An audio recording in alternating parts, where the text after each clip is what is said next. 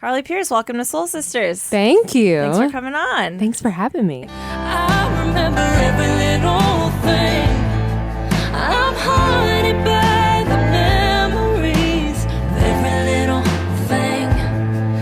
The high, the hurt, the shine, the sting. Every little thing. I feel like you're dressed appropriately for the weather. It actually feels pretty good today versus the last couple of days. It was pretty chilly yesterday. It's not freezing, but it's damp, and that seeps in. Yeah, and I'm a warm weather girl at heart, so I'm kind of a wimp. Yeah. Warm weather girl, just like you prefer it? Because you didn't grow up with it. I didn't really grow up with it Yeah. in Kentucky, but I definitely prefer it. Yeah. All the feel you. I feel you. I grew up in Ohio. You grew up not far from the border, right? Yeah, Yeah. Okay. I have a lot of family in Kentucky too, but I think they're deeper in. A little deep, yeah. A little deep. Yeah. Do you like northern Kentucky? Is that like southern-ish?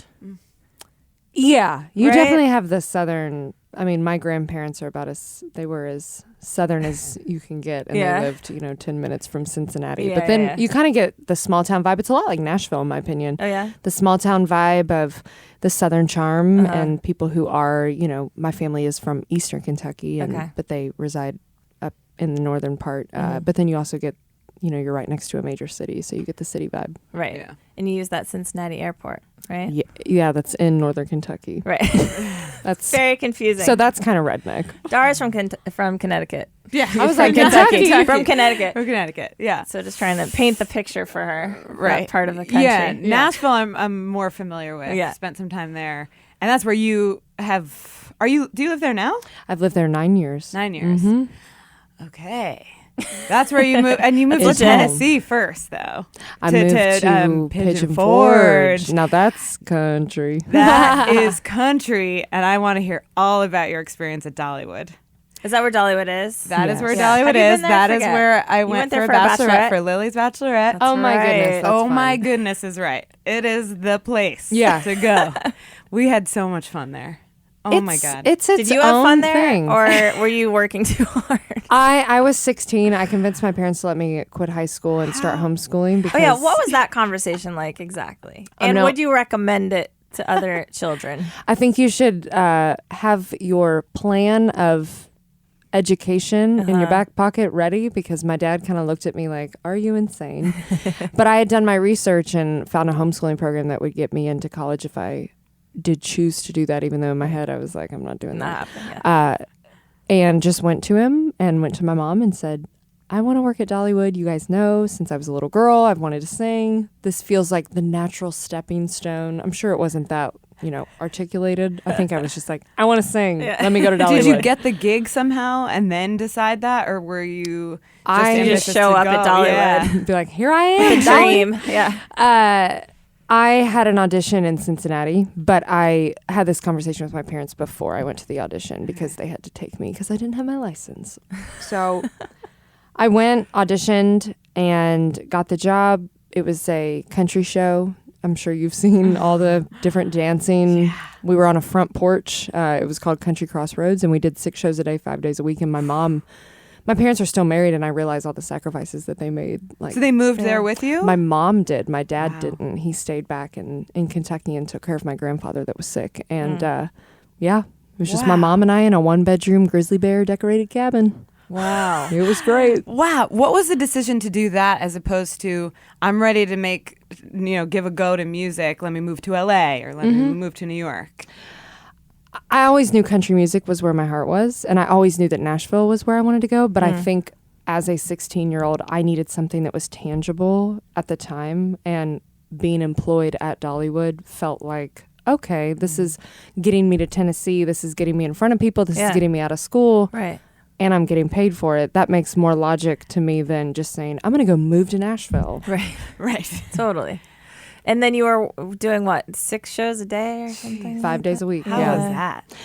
It's a lot. Yeah, But I do think in a lot of ways, although doing something like that, you're pretty much an impersonator. I sang Taylor Swift and Carrie Underwood and Sugarland and all these different artists mixed with Dolly and some of the classics. And you're work ethic, though, doesn't change for when you're on the flip side and you're the artist. I learned a lot about singing sick. I learned a lot about, somebody in the audience, that's their first time to see me, and it may be my fourth show and I'm tired of it, but I can't show it. So I learned a lot of those kind of things just as a young girl, and that was my first job. Wow. So I've never been to Dollywood. Where are you performing exactly? What is, people can just like shuffle in and out and see singing? So it's an amusement park. Yeah. I mean, like, Yeah. don't think that this is just, like a little pop-up. I mean, Dolly's not playing around. She's got roller coasters. I mean, some pretty serious ones. Yeah. But it's like an arts and crafts style park. So you go and there's different theaters. There's probably, I think, 4 or 5 theaters inside of Dollywood. Okay. I was up by the grist mill in the valley, and it was a front porch, and we Oh, wow. just did shows. I think, it could hold a couple hundred people in that little situation. The craziest thing that we Crossroads. experienced was an actual hologram of Dolly. Oh, wow. Yeah. Was that there when you were there? No, this was 2007, so we weren't hologram. didn't have that hologram so technology. trippy because it is just like kind of a Also, she's normal- alive. I feel like we're only supposed to do that for. it Kinda was creepy. crazy, and it was like a dark room, I guess, because that's how holograms work. And we're just like walk in and you don't expect it, and all of a sudden there's Dolly as a specter of hologram. Dolly. Yeah, but because it is just like an crazy. amusement park, a theme park, and then there are these places you walk in and it's just like all of her costumes and her, and It's so funny. It's a very happy place. It's Yeah. kind of like Totally. Disney World. Right. Yeah. It's like How often does Dolly drop by? she comes more than you would think. She Okay. always makes it a point to meet her performers. Uh-huh. So I met her a couple times while working at the park. And then she has above one of the restaurants, she has an all pink, even the toilet and the toilet paper, all pink little apartment that she course. actually hangs out in when she's up there. So she's still very much involved in Sevierville, which is where she's from, which is the city next to Pigeon Forge, and with Dollywood. Yeah. and that must have been a dream just to meet her. Oh, yeah. I mean, I just stared at her and was just like, hi, Dolly. But I played the Today Show when my album was released in October, and she and I released albums on the same day, and she happened to be at the Today Show. So I got to re-meet her, tell her that I started at Dollywood and that I just released my first album. So that was pretty That's cool. awesome. That was a Dolly dream. Yeah. Did you think maybe I'll get discovered doing this? I think I thought it was a necessary stepping stone. That's the best way I can describe it. I knew that a lot of people are still there performing in the same shows as when I was there 9 years ago, because you do make a pretty good living, and you're kind of a, Pigeon Forge, well-known celebrity style. I mean, they do have like their little core fans and things like that. So it's easy and natural to kind of, even though a lot of those people wanted to move to Nashville, they were like, ooh, they maybe met their spouse or they just got comfortable there. But I always knew that it was something that was going to be very temporary for me. So I spent 2 years there and then was out. Okay. So what were the means to get to Nashville? I mean, or was it just like, I'm just going to go now? I just went. Yeah. Mm-hmm. Did you know people there? No, Okay. I didn't. I remember one of the first nights I was there thinking to myself, okay, this is not what Dollywood or Pigeon Forge is. This is like thousands of people doing exactly what I do. And at that point, I had been so... I wrote songs as a kid and wrote poems and things like that. But when I worked at Dollywood, I was just an impersonator. So I hadn't really exercised my Carly Pearce mode. I was in a show. So it was almost a different way of performing. Yeah. So it was an interesting transition that first probably 6 months for me. Were your ambitions at that time to be a songwriter, singer-songwriter, or just a singer? Singer-songwriter. Okay. I definitely wanted to write my songs, but be the artist. I never had an aspiration of just going to Nashville to write songs for other artists. Selfish. Did that become part of the path though, just because that's so how it is, or was it you were able to carve out your own singer, path from the beginning? I think when Taylor Swift, I mean, obviously, I think plenty of artists. You look at Reba, you look at Faith Hill, you look at Trisha Yearwood. Those are the women that I love so much and feel like I align myself with creatively.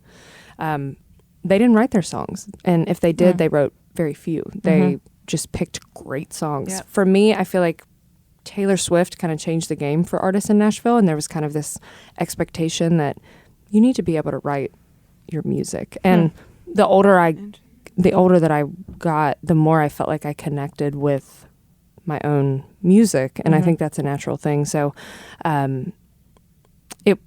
I moved to Nashville knowing and wanting to be a songwriter. Had you studied music at all? Mm-mm. Okay. No, it's So just Dollywood. What? I mean, Full of that's the best dollies. education you can get. What was your songwriting process in those days? I wrote a lot by myself at first.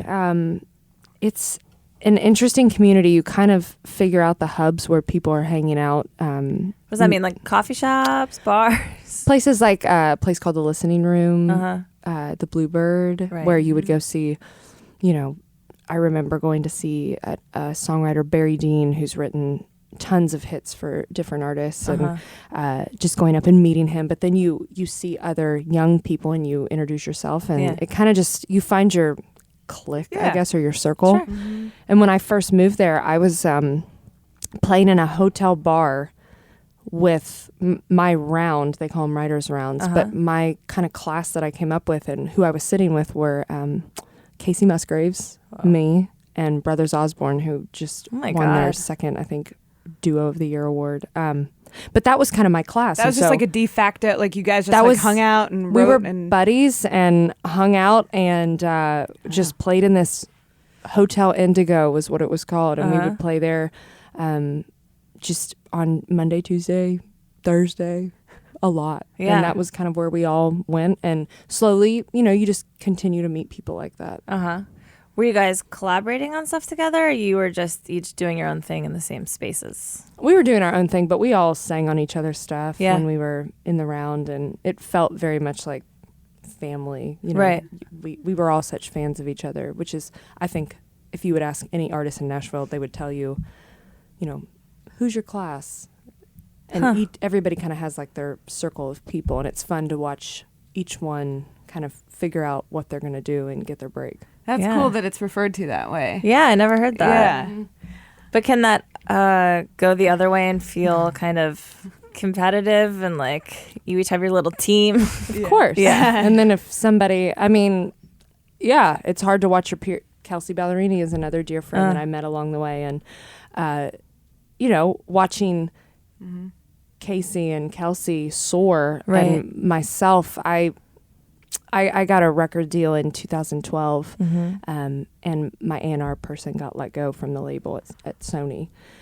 And so I almost got it. It was kind of like touching the water and then getting my hand pulled. And so, I went back to cleaning Airbnbs and nannying and working retail while my friends were just, getting everything that I wanted. And I think it's a natural human reaction. Yeah, totally. It is like being in such a sort of like intimate group. It feels like almost like there's a certain number of slots for people to move forward.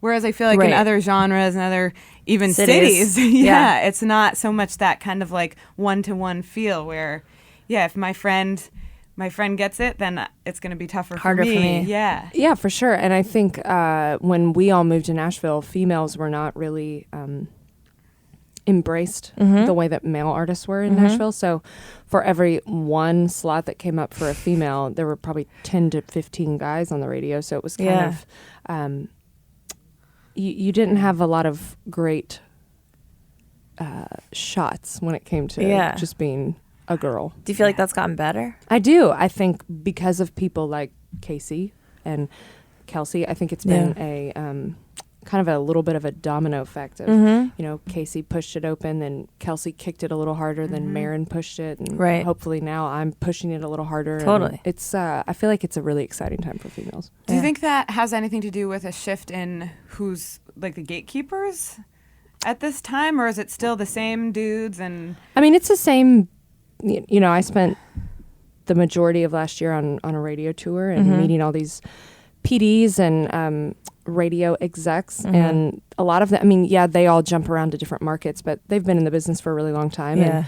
But I do think that they're seeing the reactions out of media or out of things like CMT creating the Next Women of Country movement, seeing Kelsey and Maren and Casey carve out these massive careers that, they're showing I mean, basically, it comes down to women showing they can be profitable to other people. But that's only a product of them being allowed to show that they're profitable. Correct. They've always Yes, been it's able to be profitable. Chicken or the egg, I guess, to a certain extent. Right. I mean, there's definitely people, obviously, that are believing early on to take on a woman and believe that women want to hear women on the radio and that women... And men want to hear women on the radio. They do. I see them singing my songs. Exactly. So go ahead. When you're like, I guess 20, 21 or whatever it is, and this Sony deal falls through, are you like, are you playing out at all? Or are you trying to make a living off of music as well as, clean Airbnbs? Or are you saying like, I just gotta focus? Like, what was the life at the time? Yeah. I'm literally like cleaning toilets by day, driving a van overnight to play a show, being the tour manager of my band while my band sleeps in the car.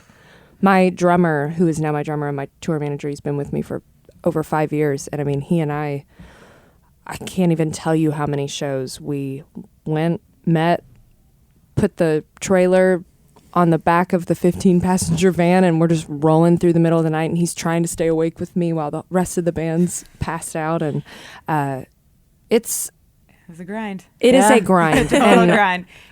I never waited for somebody else to do that for me. I just tried to take every single opportunity. And it's honestly how I approach my career now, saying yes to whatever I feel like is going to connect dots. Mm-hmm. Did you ever get to the point of giving yourself a timeline? Like, if this doesn't change in 5 years?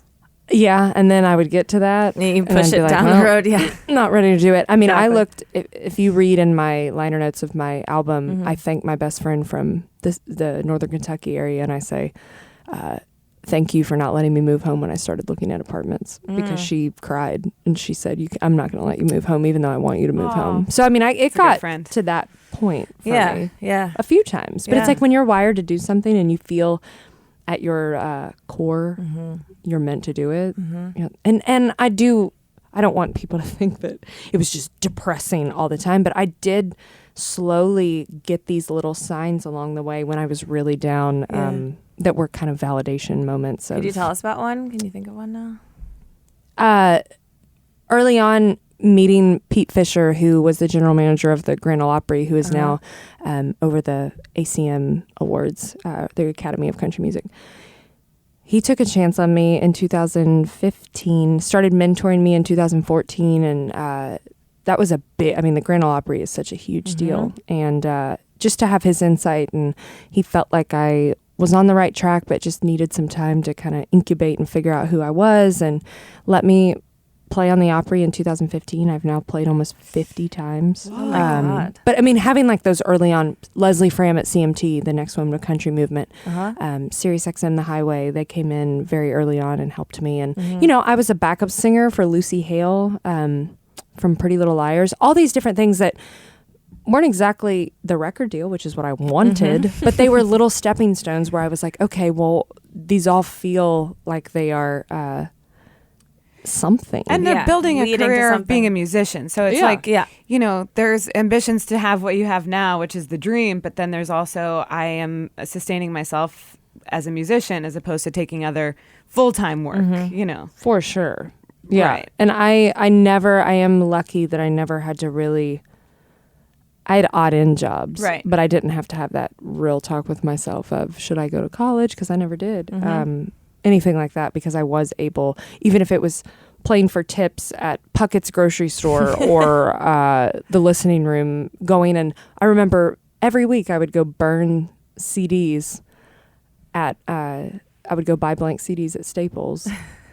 And my keyboard player, she and I, her name's Elise, we used to play these rounds together, and we would just burn these horrible ghetto looking CDs and just write our names on them and sell them. And they would kind of like help float us a week, another week. And she and I. Like that was your merch? Basically? Yes. And I mean, they were awful looking. I actually just found some when I was cleaning out one of my drawers this past week. And I was like, oh my God, I used to sell live these. Recordings? They were just recordings I had done throughout the years. I took out a loan at one point in between the record deals and just couldn't afford it, but asked a friend, because you meet so many producers and things like that along the way, and he cut a few songs on me because I was continuing to write, and then just sold them It's awful. I know they're out there. People probably have them, and they're just They'll come back to haunt you ghetto. Yeah, someday. exactly. I'm sure I'll see one like on eBay or something.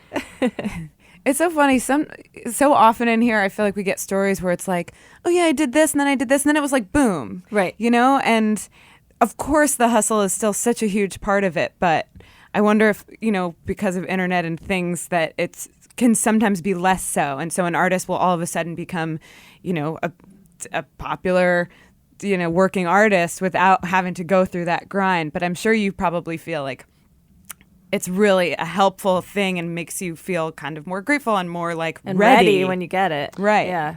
Yeah, I think everybody's path's different, and Of course. so many rise quicker than we all think, and some sustain, some don't. But I do, from my own personal journey, feel like it was so key and so meant to be that I did not get everything I wanted at 21 and Yeah. had to take those 5 years that really did almost kill me. And I was depressed. I think that's where my love of red wine happened. There you But go. It's I a great was- companion for right? that. I was really depressed, but I look at those years and it sometimes brings me to tears because I'm just like, oh my goodness, I needed that. That was so needed, and I didn't know it at the time why this wasn't happening, but there was such a bigger plan that was Yeah.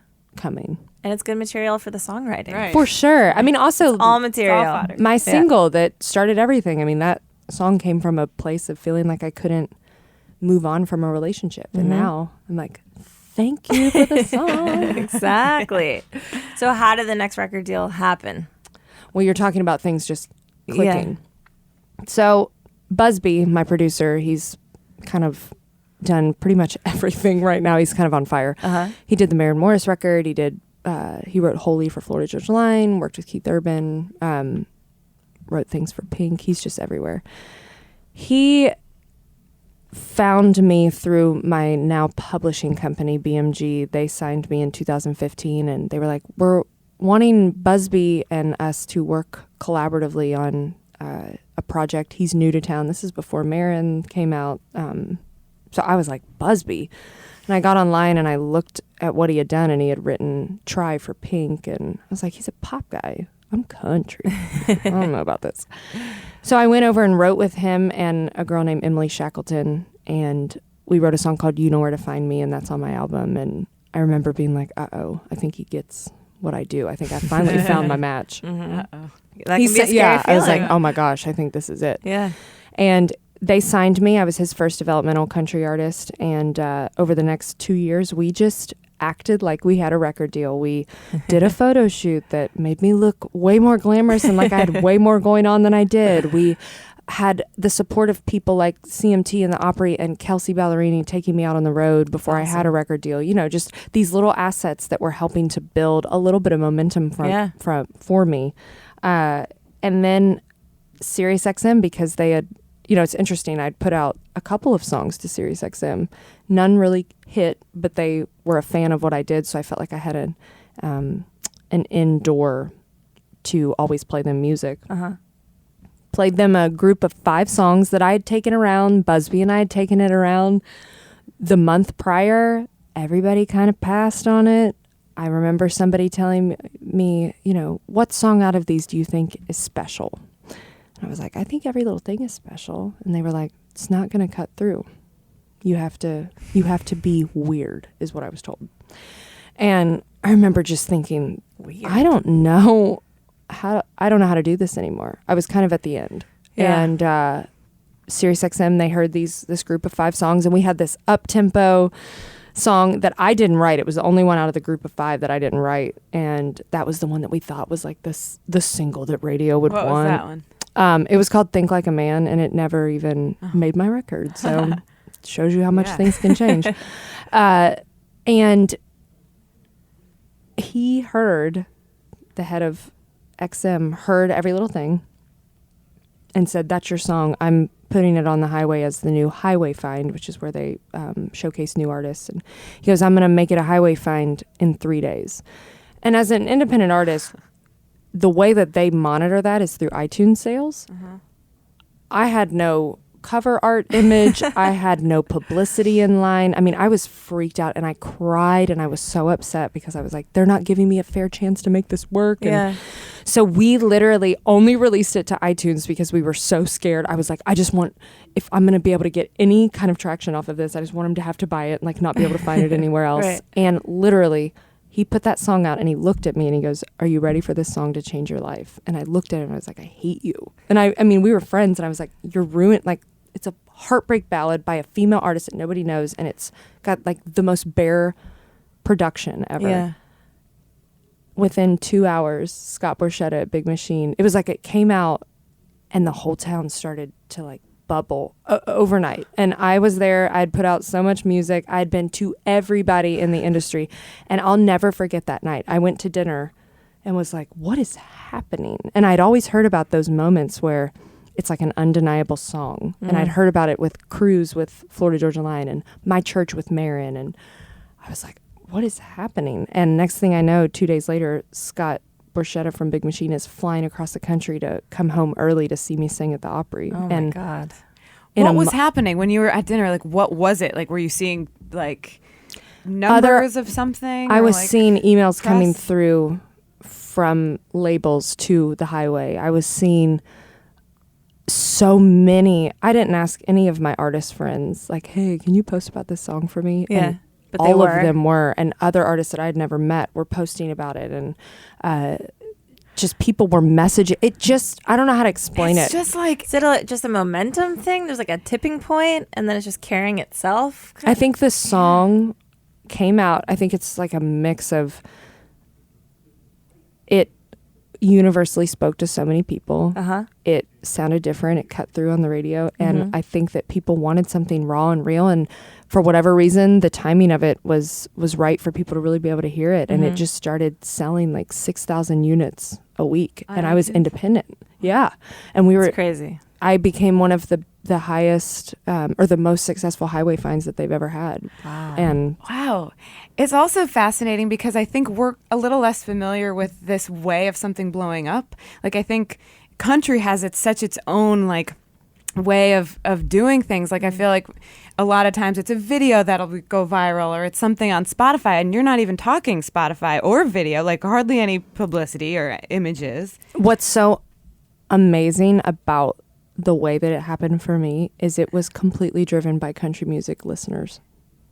They changed it. They That's awesome. started my career. So organic. It It's the was best. Right. it was radio. so Right. It's organic. like- It was it was satellite radio just coming out and the fans. There is no, and I mean that was why it was so terrifying. It's like you can't there was no way of like going in and manipulating the system or trying to buy people to sign, Right. or, you know, nothing like that. And not saying that that's ever the case on any other platform, but this is just a raw, organic, real. Because I've had songs that didn't work, and I remember being like, oh, well, okay, good to know. But the people spoke up, and so in a lot of ways, country music fans gave me this chance. Totally. When you're sitting here surrounded by Billboard charts and you were number one on a Billboard chart. That's good. That's a good all sign. right, Talking right? about signs. Things are working out. Yeah, yeah, and in a month's time, I went from crying, thinking this is it, to signing my record deal to leaving on my radio tour, and in 1 year had a number one. It's like what? I mean, that's the thing. Like, it doesn't matter if you have spent 1 year hustling or 10 years hustling, 20 years hustling. It can change One in a hit. moment. Yeah. I mean, In a it's literal moment. nuts. On the way to dinner. Right. Like, it's cool to like be able to pinpoint it so exactly. Oh, I remember where I was sitting, where I was, and I was like, what is happening? And I was like a beat down dog that didn't believe that people really were ever going to give me a chance. So I'm like reading it and I'm like, there's no way this is real. You know, I'm reading all these messages and seeing all these things coming through and I'm like, and I mean, I still am kind of like, what? Did it really, you know, you see your album and you're like, what? That's amazing. Yeah. And I guess he was saying it should be something weird. And I guess the sense that it was so stripped back and like, you know, sort of minimal ballad is different for a breakout. But I think that was also, and it's fun to see these people now that passed on it because they're just like that. And I'm like, hi, A y'all. little sheepish nod. But the thing is, nobody knows. Nobody really knows. We're No. all human. If We're it was all a trying. science, then that. everyone would do It it. seems like he had some kind of intuition there. But he was passed on it. he was telling me, he was like, this isn't weird enough. Like, Right. in other words, But then he's like, I'm going to put this out in 3 days. that guy. So That that guy. was a different guy. Okay. He says the minute he heard it from the downbeat, because it's got that drum intro, and he was like, and he said, I literally was just hoping and praying that you weren't going to mess it up when you came in. He was like, because the production was so different from anything I'd ever heard. Yeah. Oh, that's cool. So yeah, we laugh sometimes. I'm like, you remember when you told me that song was going to change my life? Or he'll send me a text and go, told you. I'm like, That's awesome. okay. Love that. So now you're going on these massive tours. I cannot believe You I start start the first one tomorrow? tomorrow. That's After so we- crazy. yeah. With With Blake. who? So we do live with Kelly and Ryan tomorrow, and we jump on a plane, and I make it in time to sound check in Tulsa for the start of the Country Music Freaks tour, which is Blake Shelton, myself, Trace Adkins, and Brett Eldridge. Oh my God. It's normal. No Are big you deal. ready? Are you physically and emotionally ready? Yes. Okay. I'm You're like, if the point of this is anything, it's that I'm ready, Ready. now. I'm so ready. Yes, I've had many years of cleaning toilets to think about all of this. Yeah. 50 times at the Grand Ole Opry, too. Yeah, right. Mama is ready. Just to continue the moments where you go, what? This year, I'm touring with arguably 4 of the biggest country artists and country music tours that you can be a part of. Starting out with Blake Shelton, jumping on a few dates with Thomas Rhett on his Life Changes tour, spending the summer with Rascal Flatts on their Back to Us tour, and then finishing up with Luke Bryan. And I will, in 1 year, have started in clubs with Brett Young this past year and end in stadiums with Luke Bryan. It's nuts. That's amazing. Really nice. So Good for you. Yeah. dream big, guys. You Seriously. never know. I feel really inspired right now. Totally. I need to go home and do something after Well, this. I just want people to Something know for myself. my whole mission. I feel like when you get a little bit of, just a little taste of success, you immediately just say, oh yeah, like you don't want to tell the bad that happened. And so I've been very transparent because I want, no matter what you do in life, no matter what you're chasing after or what you're going after, just to feel empowered by my story, because it was over for me. I mean, people told me to move home.